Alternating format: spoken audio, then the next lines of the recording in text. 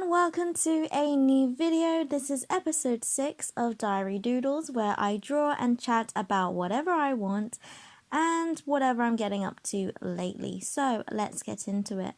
So I had asked my dad for suggestions of cars to draw since I really enjoyed drawing the Mini, and he thought that I should draw iconic cars and suggested that I draw this Volkswagen Beetle. I wasn't sure drawing this car at first because its ditzy aesthetic and also the idea that this car was highly recognizable also meant that if I had made a mistake, it would be highly noticeable. But as you know, I gave it a go, and my mum actually prefers this Beetle to the Mini, which I was a little bit disappointed about, but okay. I think this car definitely has more moving parts to it, and it is a little bit more complicated to the simple, sleek look of the Mini Morris.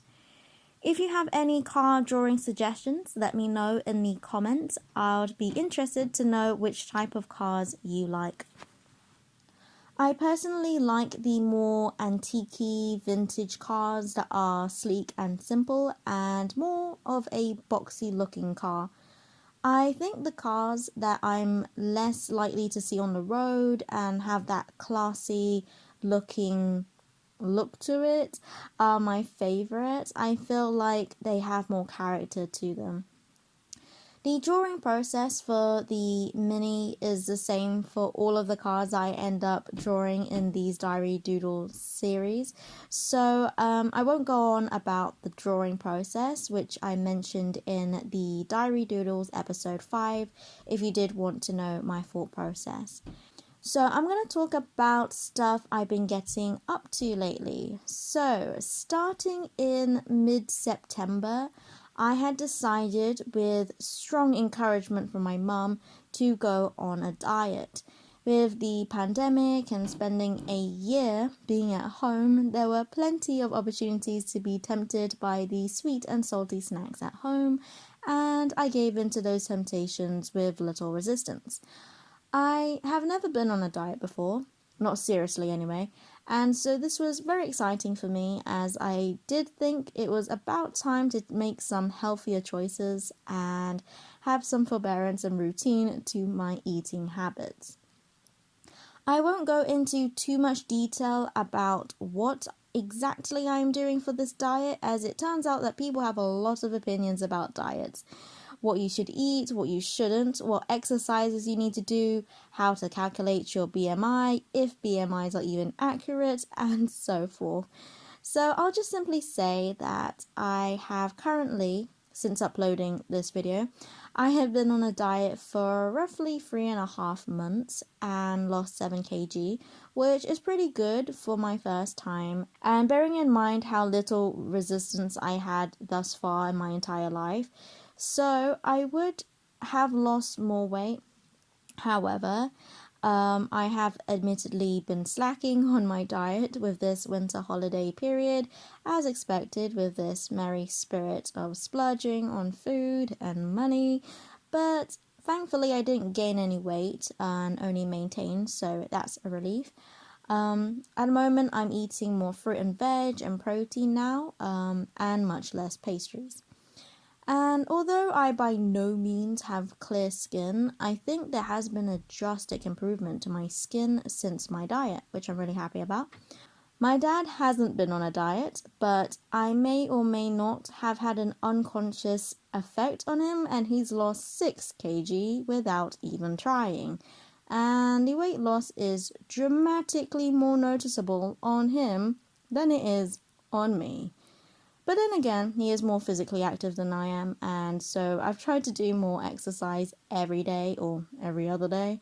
And I've been listening to audiobooks lately whilst doing my exercise at home, and I feel that it's more effective for me to get lost in the exercise than with music. I normally listen to pop music, which is highly energetic, full of emotions in every single song, from heartbreak to pining for someone to being resentful to being overjoyed. Since I simply play the songs that I like on shuffle mode, I listen to a roller coaster of emotions that I have related to at some point in my life, But whilst I'm exercising, I think I need something that is a bit more mellow and calm, but still engaging.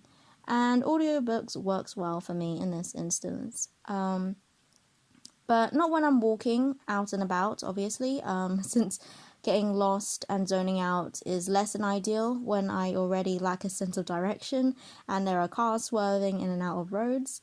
So I like to observe things on my walks, whether it's for the lookout of angry drivers or mild curiosity of shop windows and foods that I have to admire from afar. I used to be an avid bookworm during my secondary school days, so more specifically when I was around 11 to 14 years old, and recently I've really missed that. I'm making good use of my local library now, which I hadn't done since maybe primary school when my parents thought it would be a good idea for me to try my hand at ballet, even though I have terrible coordination and I'm as stiff as a wooden plank and didn't have a clue what I was doing most of the time, if not all the time. But I digress. Recently, I decided to use my local library and I'm loving it. Again, reminder of food. Fast food that I'm not allowed to have because of the heinous amount of calories. But anyways, I had always struggled to finish reading a book for the longest time, but I think the problem was that I kept trying to reread books that I had at home, and although entertaining, it's not nearly as engaging as when you read something for the first time and not knowing anything about the book. I previously did this, but I did the picking my book off the library shelves idea, where you just kind of pick one off, look at the title, seems decent, start reading it. And yeah, it didn't really work out for me, because I found that when I read these books without knowing anything about it and just picking it off the shelf, it would just tend to be boring books, or they just weren't the type of books I was interested in, or they were just simply weird. So now, I've finally done the sensible thing of Googling the book before checking it out and seeing the review rating on Goodreads, and if it has a rating of 3.5 or higher out of 5, then only I consider reading the book. And so far, I've nearly completed my 5th and 6th books since starting reading books for fun again on the 11th of December, so roughly 3 weeks. And I didn't realize how much I've missed reading books, getting transfixed by the characters, the plots, the different worlds, complicated relationships, moral dilemmas, romance, and so forth. And the great thing about borrowing from a library is that it is free. I can put books on hold online, I can renew them online, not that I've needed to do that, but I can do that if I wanted to. And if I don't really like the book, I can just simply return it. Previously, I bought second-hand books from the charity shop, but the problem is with that is that they take up physical space, and normally the books tend to be sad or not amazing books that I can really sink my teeth in. I don't mind sad or tragic books, but I do need some relief of other emotions in the book as well, otherwise it becomes slow and repetitive and dull. I typically like romance/comedy books, but lately I've been reading more mystery and suspense books, which I am loving. Not that anyone has ever asked me, but if you are curious of the books that I have read so far, and maybe a few that I plan to read, I'll pop them down in the description if I can remember to do it, along with my rating out of 10, because 5 just makes it a little bit too difficult for me. So, 2 books that I plan to read is The Queen's Gambit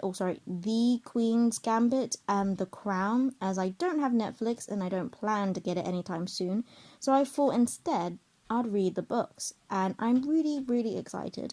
I know I say I'm excited all the time, but if you're not excited about something or the future, are you truly living? So, I think it's always a good thing to say when you're happy about something positive in your life.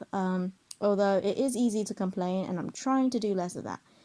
So, since I'm in my final year, sorry, changing topic drastically, since I'm in my final year, which is, again, very exciting, I'll be doing a work placement, and I'll hopefully be trying my hand and learning a lot of different things, which is related to arts education and the daily workings and setting up of things to do with workshops and that kind of thing within an organization, which I have had no experience doing before.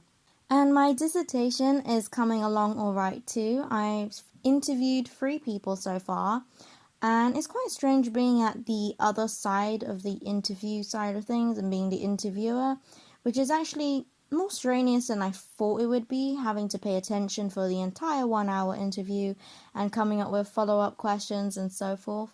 I'm also planning to write my 3,000-word essay on resilience, an interesting topic. I'm going to be writing about the resilience of creative workers in relation to low pay and self-exploitation, which is insightful, although perhaps not the most upbeat topic, but debates on the reality of resilience through structural inequality. Anyways, changing topic. So, for future upcoming diary doodle videos, I will be drawing 2 more cars, and I've done a couple of small acrylic landscapes, which I haven't done in a very long time.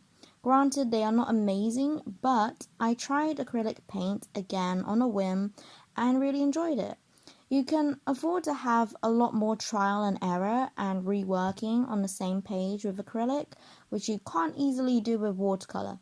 So, it was refreshing to relive a different painting experience.